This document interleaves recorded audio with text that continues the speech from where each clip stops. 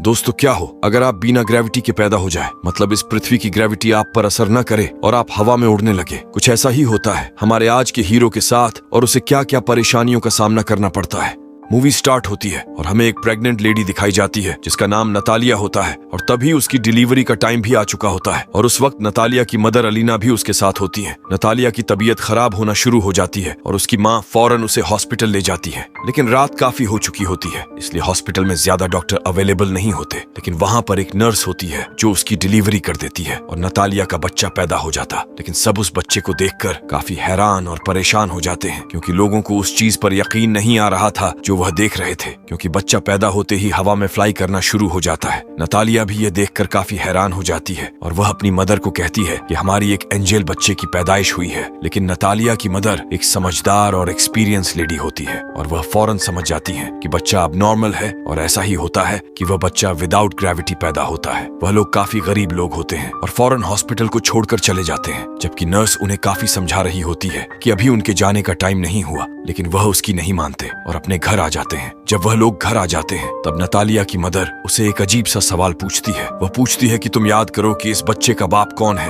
लेकिन नतालिया को याद नहीं आ रहा होता कि उस बच्चे का बाप कौन है। उसकी मदर उसे बताती है कि यह कोई नॉर्मल बच्चा नहीं है और अगर इस बात का किसी को पता चल गया तो हमें कई मुसीबतों का सामना करना पड़ सकता है। फिर वह बच्चे का नाम सिलेक्ट करते हैं। तब उसका नाम ऑस्कर रखा जाता है और ऑस्कर सच में नॉर्मल बच्चा नहीं था क्योंकि उसे संभालना काफी मुश्किल था। जब वह लोग उसे अकेला छोड़ते थे तो वह छत से ही चिपक जाता था और देर तक वहीं चिपका रहता था। ये देखकर उसकी नानी उसके लिए काफी बेल्ट्स बनाती है ताकि वह बच्चा जमीन पर ही रहे और छत को भी वह काफी सॉफ्ट और लाइटवेट बना देते हैं ताकि बच्चे को चोट न लग। उनको को इस बात का भी डर था कि अगर उन्होंने इसे बाहर अकेला छोड़ दिया तो वह हवा में उड़ जाएगा और स्पेस में कहीं चला जाएगा। तभी वह लोग ऑस्कर के लिए काफी कॉन्शियस होते हैं और उसकी नानी और उसकी माँ उसका काफी ख्याल रखते हैं। वक्त के साथ साथ ऑस्कर बड़ा होना शुरू हो जाता है, लेकिन वह घर पर ही रहता है क्योंकि उसकी नानी उसे बाहर नहीं जाने नहीं देती। घर रहकर वह मोस्टली टीवी पर सुपरमैन के कार्टून देखा करता था और वह खुद भी ये इमेजिन करता था कि वह भी एक सुपर हीरो है। ऑस्कर कई दफा अपनी मदर नतालिया से यह पूछता है कि वह लोग उसे बाहर जाने क्यों नहीं देते, लेकिन वह उसकी बात को इग्नोर कर देते हैं। ऑस्कर खिड़की से बाहर कई दफा लोगों को देखता रहता था और अपने जैसे बच्चों को भी जो स्कूल जा रहे होते और हसरत भरी निगाहों से खेलते हुए बच्चों को देखता था और आजाद जिंदगी को बहुत मिस करता था। वह यह सोचता था कि वह शायद हमेशा के लिए यहाँ कैद में रहेगा। एक दिन ऑस्कर घर की कैद से तंग आकर खिड़की से बाहर जाने की कोशिश करता है, लेकिन उसकी नानी उसको देख लेती है और वह काफी गुस्से में आ जाती है। ये इंसिडेंट देखने के बाद उसकी नानी सारी विंडो को सील कर देती हैं और ऑस्कर को समझाती हैं कि वह कभी भी इस घर से बाहर नहीं जाएगा और ना उन बच्चों की तरह जो स्कूल जाते हैं और वह घर पर ही रहकर पढ़े। ये सुनकर ऑस्कर की मदर काफी गुस्से में आ जाती है और कहती है कि कब तक हम इसको इस कैद खाने में रखेंगे, एक न एक दिन इसे बाहर जाना है। ऑस्कर की मदर उसके लिए एक जैकेट लेकर आती है जिसकी पॉकेट में वह 2 पत्थर रखती है ताकि वह उड़ न सके। वह अपनी मदर की बात नहीं सुनती और ऑस्कर को बाहर ले जाती है और साथ में ऑस्कर को यह भी बताती है कि वह सुपरमैन की तरह अपना राज किसी को नहीं बताएगा, वरना वह भी कभी सुपरमैन नहीं बन पाएगा। एक दिन ऑस्कर अपनी मदर के साथ कुछ सामान परचेज करने चला जाता है और वहाँ पर एक बच्ची से टकरा जाता है। उस बच्ची का नाम अगाथा होता है। अगाथा का सारा सामान उसके हाथ से नीचे गिर जाता है और वह ऑस्कर पर काफी चिल्लाती और ऑस्कर को 2 पानी की बोतल दे देती है। तुम्हारी पनिशमेंट ये है कि तुम इसे मेरे साथ मेरे घर लेकर जाओगे। लेकिन ऑस्कर इसके लिए इनकार कर देता है, लेकिन अगाथा उसे बहुत जिद करती है।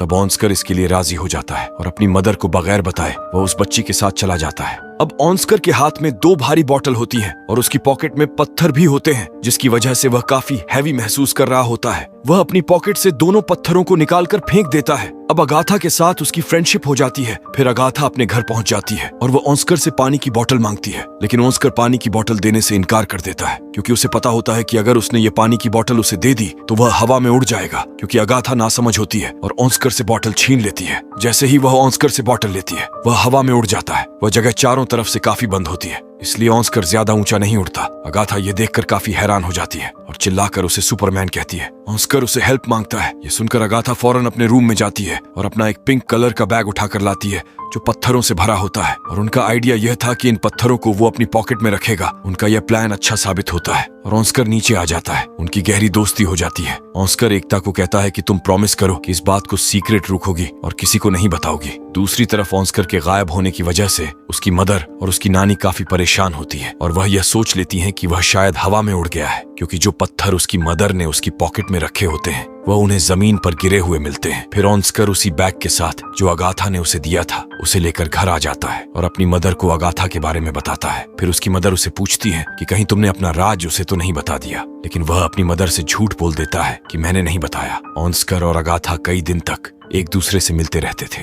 एक दिन ऑन्स्कर की मदर को इस बात का पता चल जाता है कि अगाथा उस राज के बारे में जानती है। उसी दिन के बाद उसकी मदर उसे अगाथा से मिलने नहीं देती, जबकि अगाथा काफी दफा ऑन्स्कर से मिलने उनके घर पर आती थी, लेकिन नतालिया उसे दरवाजे से ही भेज देती है। फिर उन लोगों के आसपास के लोग उन्हें अजीब निगाहों से देखने लगे, क्योंकि उन्हें ऐसा लग रहा था कि शायद ऑन्स्कर की मदर और नानी उसके साथ बुरा सलूक करती है। तभी वह उसे घर से ज्यादा बाहर आने नहीं देती और वह स्कूल भी नहीं जाता है। इस बारे में वह पुलिस को बता देती है। अगले दिन पुलिस उनके घर आ जाती है और उन लोगों को वार्न करती है कि वह ऑन्स्कर को कल से स्कूल भेजे, और मजबूरन उन लोगों को ऑन्स्कर को स्कूल भेजना पड़ता है। फिर ऑन्स्कर की मदर उसके साथ स्कूल जाती है। 7 घंटे बाद फिर वह ऑन्स्कर को ले आती है और उनकी आंखें आंसुओं से भर जाती है। उसकी मदर सारी बात को समझ जाती है और वह घर छोड़ने का फैसला करते हैं। फिर वह अपने घर को छोड़कर बहुत दूर एक जगह पर रहना शुरू कर देती है। काफी साल गुजर चुके होते हैं। अब ऑनस्कर भी जवान हो जाता है। उसकी मदर काफी ओल्ड हो जाती है और उसकी नानी की डेथ हो जाती है। ऑनस्कर के पास अब तक वह बैग होता है जो अगाथा ने उसे दिया होता है। वह उस बैग को कभी भी अपने से दूर नहीं करता था। सोते वक्त भी वह उसे अपने साथ लेकर सोता था, लेकिन आज भी उसका लाइफस्टाइल जीने का वही तरीका होता है। घर में रहकर ही वह जिंदगी गुजारता है और उसकी जिंदगी सीक्रेट पर ही चल रही होती है। ऑन्स्कर की मदर और वह एक दूसरे का बहुत ख्याल रखते थे। ऑन्स्कर अब अपनी जिंदगी से परेशान हो गया था। इस राज को छुपाते हुए वह काफी तंग आ चुका है। वह सोचता है कि अगर दुनिया को उसके बारे में पता चल जाएगा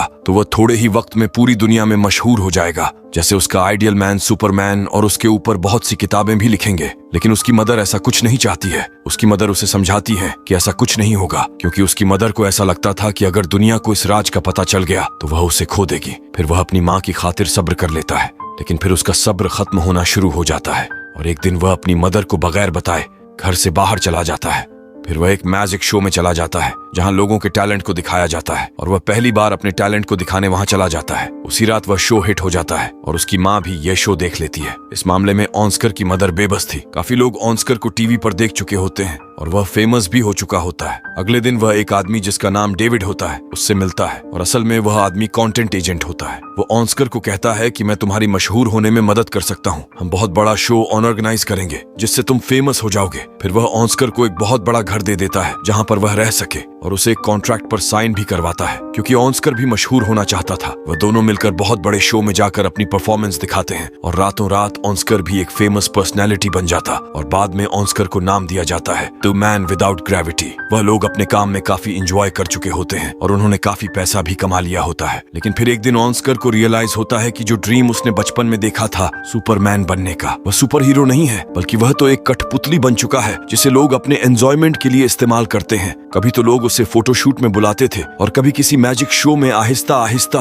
उसे ये सब नापसंद होना शुरू हो जाता है। हालांकि उसके ऊपर बहुत सारी बुक्स लिखी जाती है, बहुत सारे मैगजीन छपते हैं और कुछ ऐसी डॉक्यूमेंट्रीज जिसमें उसकी नानी और उसकी मदर को काफी बुरा प्रेजेंट किया जाता है, जिससे ऑन्स्कर को काफी बुरा लगा। फिर एक आखिरी शो होता है जिसमें उसे एंजेल का कॉस्ट्यूम पहनाया जाता है, जो उसे बहुत बुरा लगता है। वह कहता है कि मैं कोई एंजल नहीं हूँ। उसे काफी गुस्सा आता है और वह शो में ही लोगों को बुरा भला कहना शुरू कर देता है। फिर वह अपनी मदर को कहता है कि वह यह सब कुछ छोड़ने का फैसला कर चुका है। फिर वह अपने एजेंट को कहता है कि बस मेरा काम यहीं तक था, मुझे अब मशहूर नहीं होना है, और वह यह काम नहीं करेगा। उसका एजेंट उसे समझाता है कि तुम इसे ऐसे नहीं छोड़ सकते, लेकिन ऑनस्कर इन सब से तंग आ चुका होता है। वह कहता है कि तुम लोगों को जाकर ये कह दो कि द मैन विदाउट ग्रेविटी मर चुका है या हवा में कहीं पर उड़ गया। फिर वह अपनी माँ को भी गुड बाय कह देता है, क्योंकि वह एक अलग जिंदगी जीना चाहता है। और अगले दिन न्यूज पर यह खबर आ जाती है कि द मैन विदाउट ग्रेविटी मर चुका है और बहुत से लोग उस पर तरह तरह के क्लेम करते हैं। ऑनस्कर की माँ अब अकेली रहना शुरू हो जाती है और कई लोग ऑनस्कर के बारे में पूछने उनके घर आते जाते हैं। फिर काफी साल गुजर जाते हैं